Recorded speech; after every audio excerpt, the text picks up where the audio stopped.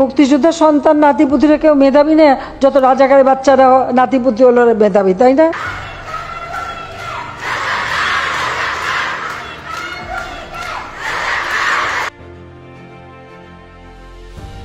14 জুলাই রাত নামলেও থামেনি তীব্র উত্তাপ। প্রধানমন্ত্রী শেখ হাসিনার এক মন্তব্যই যেন আগুন ছড়িয়ে দিল গোটা শিক্ষাঙ্গনে।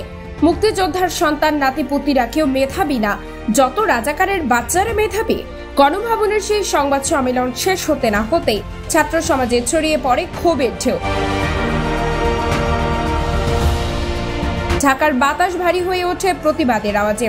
বিশেষ করে ঢাকা বিশ্ববিদ্যালয়ের রোকেয়া হল থেকে শুরু করে নারীদের মধ্যরাতের অভূতপূর্ব প্রতিবাদ। তালা ভেঙে বের হয়ে আসে শিক্ষার্থীরা। রাত 10টা থেকে শুরু হয় হল ভিত্তিক মিছিল।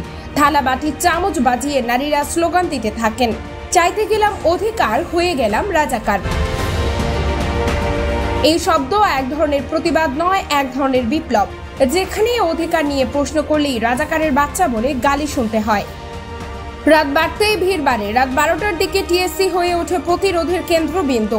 5টি নারী হল রোকেয়া, সুফিয়া কামাল, ফজিলাতুন্নেসা মুজিব, শামসুন নাহার ও কুয়েত মৈত্রী হল থেকে ছুটে আসেন শত শত ছাত্রী।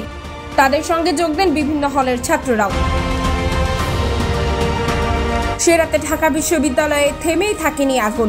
রাত 2টার পর বুয়েট থেকে প্রায় 200 শিক্ষার্থী মিছিল নিয়ে আসে ক্যাম্পাসে। এটাই ছিল কোটা সংস্কার আন্দোলনের মোড় ঘোরানো ক্ষণ, যেখানে দাবি শুধু পরিপত্র পুনর্বহাল নয়, প্রশ্ন তোলা হয়েছিল সরকার প্রধানের দাম্ভিকতা নিয়েও। আতিয়া আফিফা মাসফি, বিপ্লবী বার্তা, ঢাকা।